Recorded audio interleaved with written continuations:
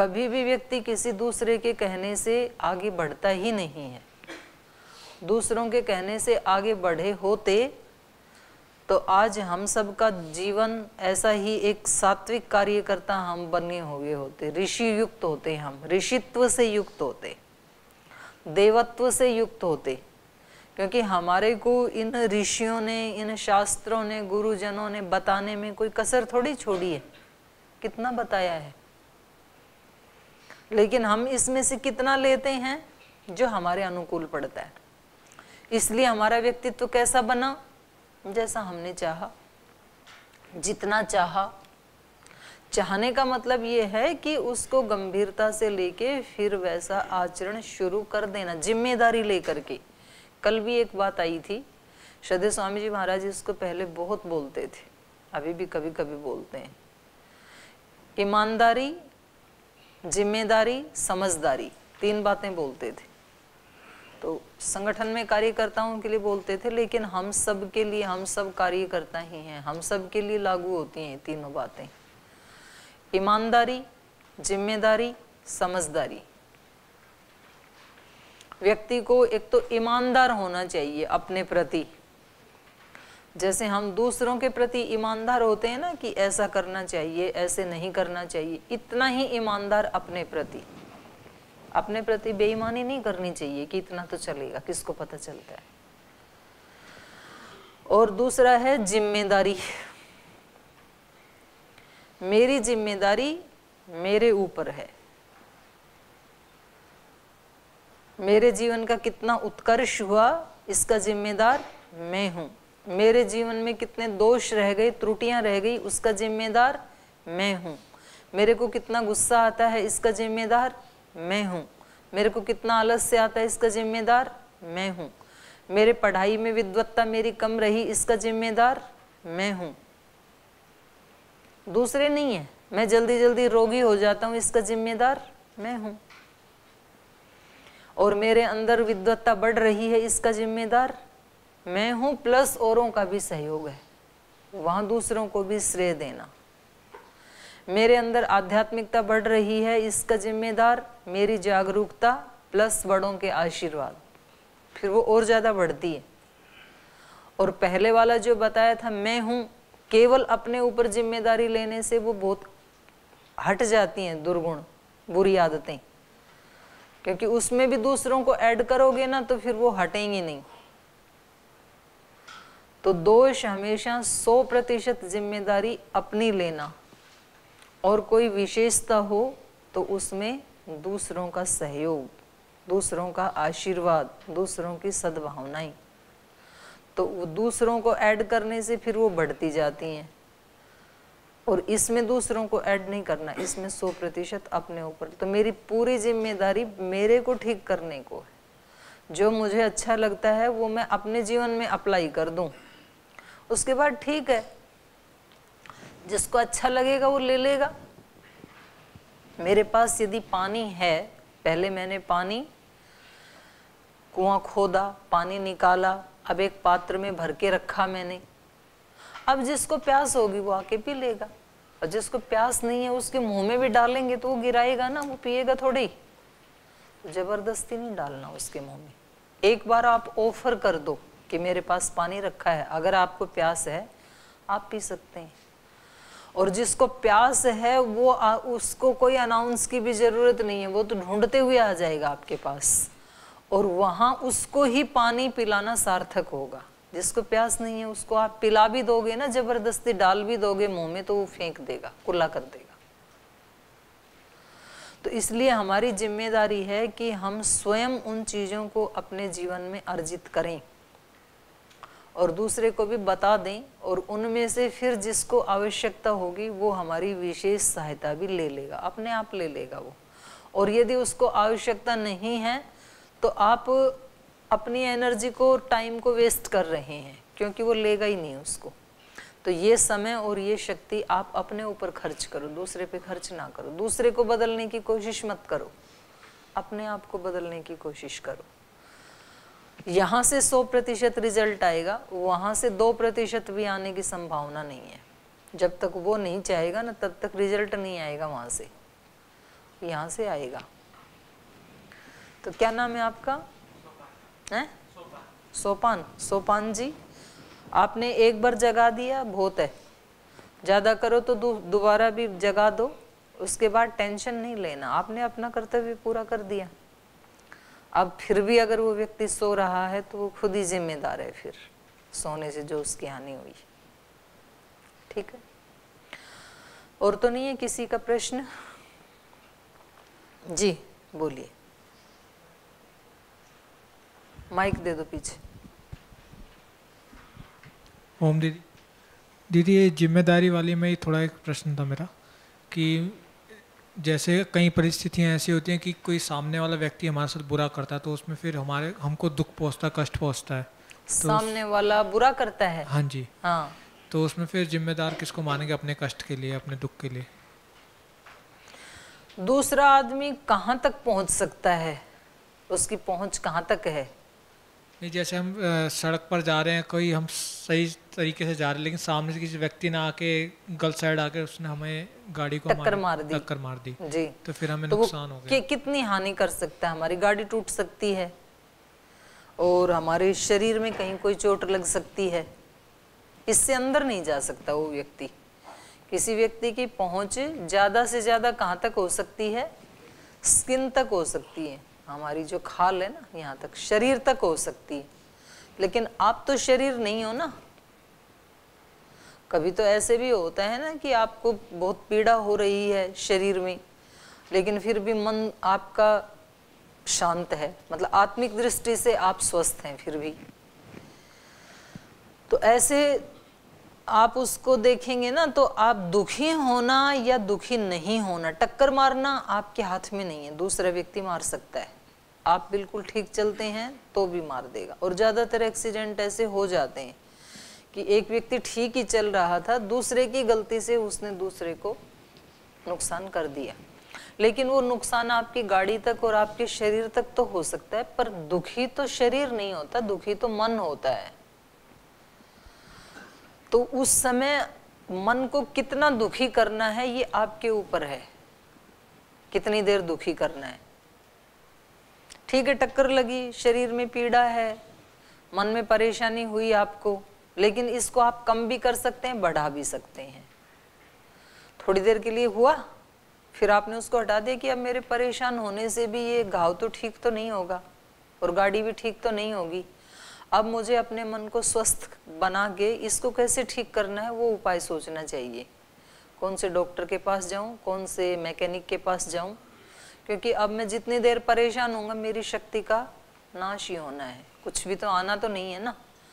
तो इस स्थिति में मुझे क्या एक्शन लेना है, वहाँ अपनी शक्ति को लगाना चाहिए। और मान लो आप 2-3 घंटे तक परेशान होते रहे, उसको आप गाली गलौज करते रहे या मन मन में उसको बद दुआएं देते रहे, तो भी आपको 5वें घंटे में तो उसको भूलना ही पड़ेगा। 5 घंटे करते रहे तो 6ठे घंटे में भूलेंगे, 8 घंटे करते रहे तो 9वें घंटे में उसको हटाना तो पड़ेगा ना जीवन से। आप इस घटना को जिंदगी भर तो नहीं ढो सकते ना।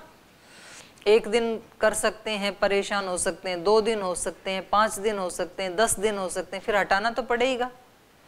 तो जिसको हटाना ही है उसको फिर 5 दिन भी क्यों ढोएं, उसको 5 मिनट में भी हटा सकते हैं और 5 घंटे में भी हटा सकते हैं, 5 दिन में भी हटा सकते हैं, 5 वर्ष में भी हटा सकते हैं। वो हमारे ऊपर निर्भर है, उसमें हम ही जिम्मेदार हैं, उसमें वो व्यक्ति जिम्मेदार है, टक्कर मारने में वो जिम्मेदार है। इसलिए मैंने कहा कि हमारे दुख के जिम्मेदार हम ही हैं। दुखी कितनी देर होना है, आप हो दुखी, यदि कोई प्रसंग ऐसा है दुखी होना है तो आप होइए दुखी।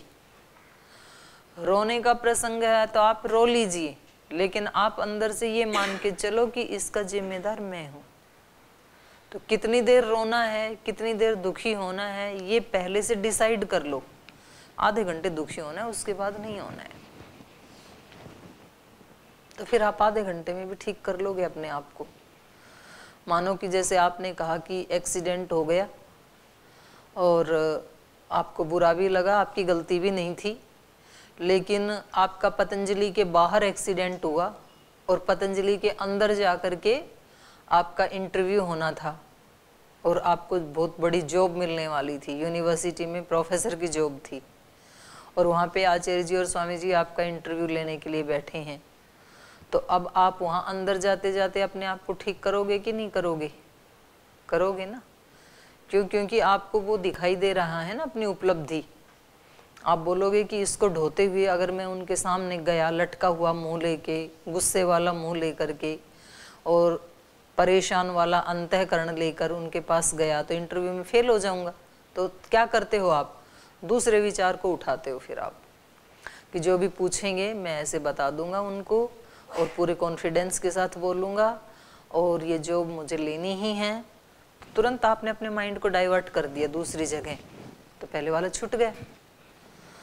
तो हमें आता है छोड़ना, ऐसा नहीं है कि हमें नहीं आता है, पर हम जब चाहें तब हटा पाते हैं, जब ना चाहें तब वो चलता रहता है।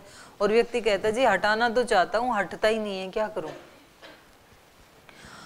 ऐसा नहीं है कि वो हटता नहीं है, एक्चुअली हम हटाना ही नहीं चाहते हैं, ऐसे होता है। तो इसको बहुत बारीकी से पकड़ना पड़ेगा। इसलिए ये भी बहुत बारीकी से अर्जुन को इसका वो वर्णन कर रहे हैं ज्ञान योग का, कि एक ही काम को करने में अर्जुन थोड़ा सा भाव बदलते ही आपकी क्वालिटी और व्यक्तित्व बदल जाएगा। इस भाव से करोगे तो ये सात्विक कार्यकर्ता का काम हो जाएगा, ये बहुत पुण्य देने वाला होगा। थोड़ा सा इसमें ऐसा भाव हो गया यदि, तो ये ही कर्म राजसिक हो जाएगा। और थोड़ा सा एक स्टेप और नीचे आ गए, हल्का सा ही, बहुत थोड़ा थोड़ा अंतर है ये, बाहर से तो अंतर पता ही नहीं चलेगा, बाहर से बिल्कुल वही काम होगा एकदम, बाहर से कोई नहीं पहचान सकता है कि ये सात्विक है या राजसिक है या तामसिक है। लेकिन अंदर से बस थोड़ा थोड़ा अंतःकरण इधर उधर डुलने से 3 प्रकार का हो जाएगा। तो ऐसे हम अपने चित्त को जितना जितना सूक्ष्मता से देखते जाएंगे, जितना जितना हम उसको समझते जाएंगे, उतना उतना फिर हम उसको ठीक कर सकते हैं। और स्थूल दृष्टि से मोटा मोटा ऊपर देखा कि जी ये तो ऐसे ही बोलते हैं, ऐसे थोड़े ना, जब दूसरा करेगा परेशान तो परेशान होना ही पड़ेगा, तो ऐसे थोड़ी होता है कि सबके लिए हम ही जिम्मेदार हैं। तो फिर हमारा मन जो है वो उसको ऊपर ऊपर से ही हटा दे रहा है, हमें अंदर घुसने ही नहीं दे रहा। और फिर ये दोष हमारा कभी भी ठीक नहीं होगा, क्योंकि बाहर तो कुछ ना कुछ चलता ही रहेगा, कोई ना कोई आता ही रहेगा जीवन में। अब ये कोई मतलब दुख की और परेशान होने की कोई बात थोड़ी है, हल्की सी बात है। एक व्यक्ति सो रहा है, बोल भाई मेरे को जगा देना, 15 मिनट के बाद मेरे को पढ़ना है, और 15 मिनट के बाद अगला नहीं जगता है, और उसको जगाए तो गुस्सा करता है, ये सोने क्यों नहीं देते हो? आपको एक बार बोल दिया मैं अपने आप उठ जाऊंगा। ऐसे ही आ जाती हैं, बिल्कुल सहज रूप से आती हैं ऐसी ऐसी परिस्थितियां। और उसमें अगर दूसरा भी थोड़ा सा शॉर्ट टेम्पर हो तो फिर बोल मेरे को कहा क्यों था, बस हो जाएगा झगड़ा इतनी सी बात में। और झगड़ा नहीं होगा तो परेशान होगा दूसरा व्यक्ति, और फिर उठ करके फिर नाराज होता है कि मेरे को क्यों नहीं जगाया। तो इसमें पहले वाले का कोई दोष है? जो जाग रहा था उस व्यक्ति का कोई दोष है इसमें? कोई भी दोष नहीं है। तो कुछ चीजें ऐसे फोकट में ही प्रसाद मिल जाएगा, मिलते ही रहेंगे लोग। ये तो एक उदाहरण है, ऐसे तो सैकड़ों उदाहरण आते हैं दिन भर। और आप ये मत सोचना कि बड़े वाले जो हैं वो ही हमें परेशानी देते हैं। ऐसे बोल देते ना व्यक्ति, जी ये जो बड़े लोग हैं हमारे आचार्य हैं पढ़ाने, उनको हमें सहना पड़ता है। छोटे वालों को भी सहना पड़ता है, ये तो आपको तब पता लगेगा जब आप बड़े होगे, ये छोटे वालों को कितना सहना पड़ता है और अपने मन को तुरंत कैसे ठीक करना पड़ता है फिर। नहीं तो व्यक्ति छोटे वालों से भी टेंशन में जा सकता है और बड़े वालों से भी टेंशन में जा सकता है। तो इन 3 शब्दों को महाराज जी बोलते थे, ईमानदारी, जिम्मेदारी, समझदारी। समझदारी किसमें है? यही समझदारी है कि निकलना कैसे है अब इससे, क्योंकि मेरा गोल यहाँ नहीं है उलझ के रह जाना। तो ये 2 थे कार्यकर्ता, सात्विक, राजसिक, तामसिक। पढ़े तामसिक के लिए कह रहे हैं अयुक्तः, प्राकृतः, स्तब्धः, शठः, नैष्कृतो, अलसः, विषादी, दीर्घसूत्री। अयुक्तः माने जो जिसका चित्त जो है वो योग युक्त नहीं है, एकाग्र नहीं है, अयुक्त, बिखरा हुआ, जो ना ईश्वर से जुड़ा हुआ है, ना योग से जुड़ा हुआ है, ना अपने गोल से, अपने लक्ष्य से जुड़ा हुआ है, कहीं भी जुड़ा हुआ नहीं है वो अयुक्त। किसी न किसी को तो एक को व्यक्ति को जीवन में वो रखना ही होता है ना ऊंचे स्थान पे, श्रद्धेय किसी को तो बनाना ही पड़ता है। कोई तो ऐसा हो कि भाई उस व्यक्ति की बात ये नहीं टालता है, तो वो अपने किसी की माँ होती है, किसी का पिता होता है, किसी का गुरु होता है, किसी का कोई दोस्त होता है, कोई किसी का पति होता है, पत्नी होती है, बड़ा भाई होता है, बड़ी बहन होती है, कोई तो कोई व्यक्ति होता ही है ना व्यक्ति जीवन में, कि इस व्यक्ति की बात को हम उल्टा नहीं करेंगे। इस व्यक्ति ने बोल दिया मेरे लिए तो ठीक है, अब इनकी बात हम मानते हैं। तो कोई ऐसा होता है ना, तो फिर हम उसमें सिक्योर हो जाते हैं, सुरक्षित हो जाते हैं, उस व्यक्ति की जिम्मेदारी होती है। फिर बालक माँ को सौंप के सिक्योर हो जाता है, अब माँ की जिम्मेदारी है मेरे को बचाना। गुरु को सौंप के शिष्य निश्चिंत हो जाता, अब गुरु की जिम्मेदारी है, वो जो बनाएंगे जहाँ ले जाएंगे। ऐसे कोई अपने बड़े भाई पे विश्वास कर लेता है, कोई बड़ी बहन पे कर लेता है, कोई माँ पे कर लेता है, लेकिन उसका क्या करें जो किसी पे भी नहीं करता है। हर एक के ऊपर जो डाउट करता है, संशय आत्मा विनश्यति। फिर इतना यदि शंकालु मन हो गया ना कि कहीं युक्त होता ही नहीं है, भगवान पे भी विश्वास नहीं है, गुरु पे भी नहीं है, सत्य पे भी नहीं है, सदाचरण पे भी नहीं है, धर्म पे भी नहीं है, किसी संबंधी पे भी नहीं है, फिर क्या करेंगे उस व्यक्ति का? फिर उसको कोई नहीं बचा सकता है। तो उसके जितने भी कर्म होंगे ना, उनका कोई प्रतिफल नहीं आने वाला है, मतलब सुखदायी प्रतिफल नहीं आने वाला है। अयुक्तः, प्राकृतः, प्राकृतः माने प्रकृत कहते हैं ना, प्रकृत कहते हैं कि जिसको तराशा नहीं गया। एक होता है संस्कृत, सुसंस्कृत, जिसका संस्कार कर दिया गया, एक होता है प्राकृत, जिसका संस्कार नहीं किया। जैसे खान में से पत्थर लाते हैं तो वो कैसा है? प्राकृत। और जब उसको छेनी हथौड़ी मार मार के उसमें से कोई आकृति बना देते हैं किसी देवता की, किसी देवी की, तो उसको कहेंगे सुसंस्कृत।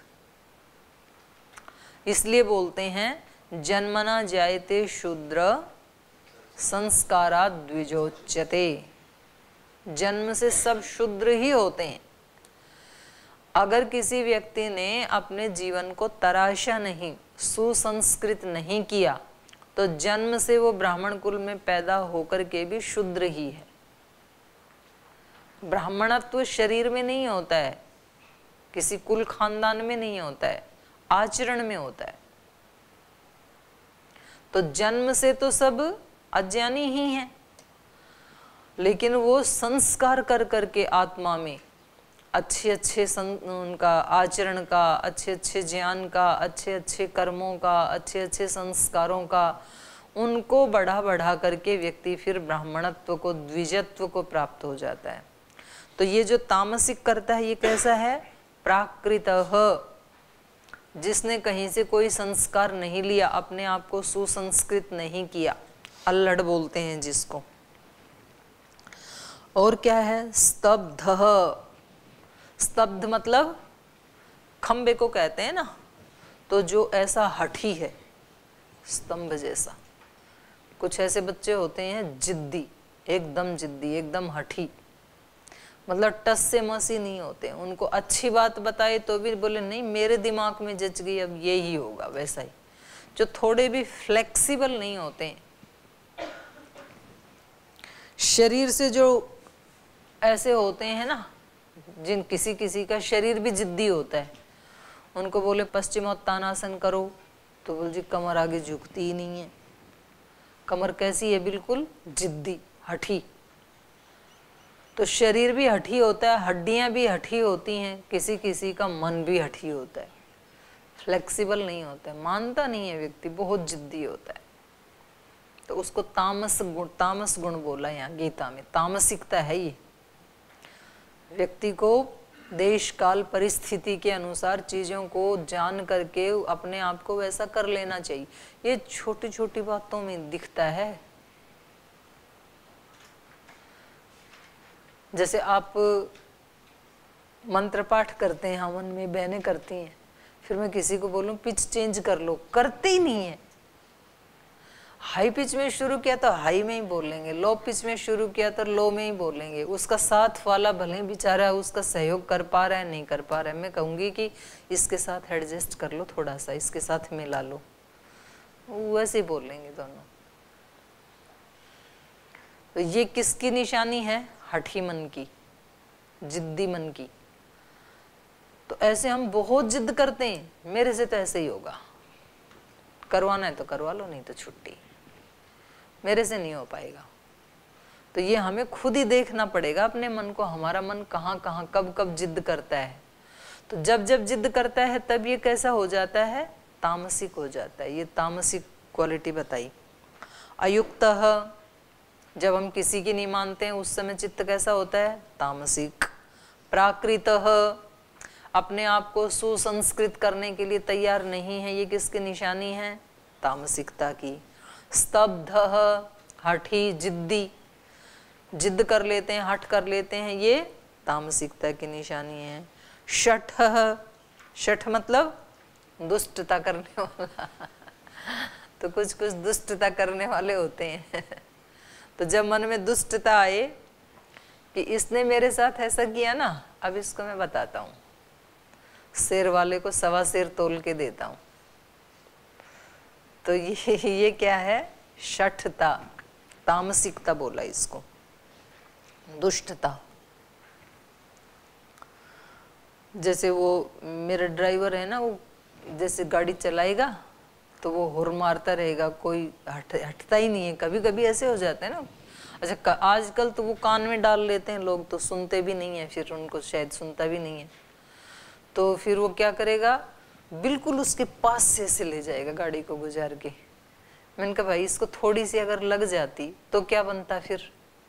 तो तू तो फंसता ही, मेरे को भी साथ में फंसाता यहाँ पे। तो दीदी कितनी बार घंटी बजा दी, हटता ही नहीं है। ये क्या है? शठता। इसको शठता कहते हैं। सठे शाठम क्षमाचरेत, ये योगी का लक्षण नहीं है, ये किसी शठ का ही बनाया हुआ है। शठ कर रहा है तो आप क्यों उसके पीछे शठ हो रहे हैं? आप अपनी पहचान बरकरार रखो, आप क्यों नीचे उतर रहे हो अपने ऊंचे आसन से? वो नीचे बैठा है, ठीक है, उसको बैठने दो, उसकी नहीं है योग्यता वहां बैठने की। आप वहां से बैठ के यहाँ क्यों गिर रहे हो जमीन पे? आप अपने उसी को मेंटेन करके रखो, इसको जो करना है जमीन पे करता रहेगा। तो यहाँ बात क्या है? योगी बनाने की। भगवान कृष्ण को, अर्जुन को योगी बनाना है, इसलिए वो कोई भी ऐसी बात नहीं सिखा रहे हैं जो योग से नीचे वाली हो, और उसको दिखा दे रहे हैं कि देखो ऐसा करोगे ना तामसिकता में आ जाओगे, ऐसा सोचोगे तामसिकता में, ऐसा सोचोगे राजसिकता में, ऐसा करोगे सात्विक। तो पूरा उनको मतलब एक एक ऐसे बाल की खाल निकाल निकाल के दिखा रहे हैं। तो ये कैसा होता है? शठ। नैष्कृतिकः, नैष्कृतिकः माने दूसरों का काम बिगाड़ने वाला। पर हमारा तो चलो, हमें तो कुछ नहीं मिला, पर ये भी क्या खा लेगा? ऐसे भी होते हैं, हमें तो खाने को दिया नहीं इन्होंने, तो अब ये भी क्या खा लेंगे, तो उसमें पानी डाल दिया। कुछ तो ऐसे करते, हमें तो सोने दिया नहीं, तो अब ये भी क्या सो लेंगे। अब हम इतना शोर मचाएंगे कि परेशानी हो जाए। हमें तो ध्यान करने दिया ही नहीं इन्होंने, तो ये भी क्या पढ़ लेंगे अब। तो ये क्या होता है? काम बिगाड़ने वाला तामसिक कार्य करता होता है। नैष्कृतिकः। आलसः, कुछ आलसी होते हैं, कुछ महा आलसी होते हैं, उसमें भी पीएचडी होती है, एमए होती है, बीए होती है, डिग्री होती है आलस्य में भी। तो कुछ ग्रेजुएट हैं, कुछ मास्टर हैं, कुछ डॉक्टर हैं। मुस्कुरा रहे हो, सारी डिग्रियां आपने ले रखी लगती हैं। तो ये तामसिक कार्य करता है। बाकी के जो 2 बच गए गुण, इनको फिर कल चर्चा करेंगे, विषादी और दीर्घ सूत्री। तो ये सारे गुण जो हैं ये तामस कार्यकर्ता के हैं। तो शेष चर्चा कल करेंगे, आज यहीं विराम देते हैं।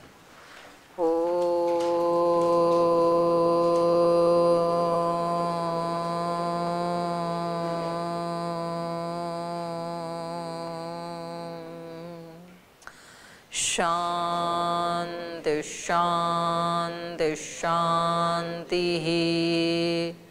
श्री गुरुभ्यो नमः।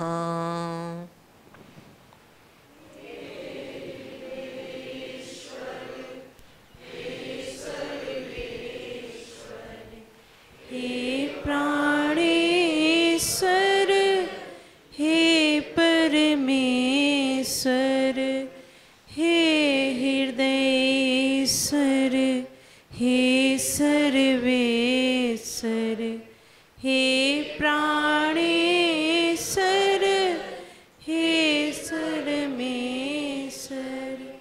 हे समर्थ, हे करुणा सिंधु, हे समर्थ, हे करुणा सिंधु, विनती स्वीकार करो, विनती स्वीकार करो।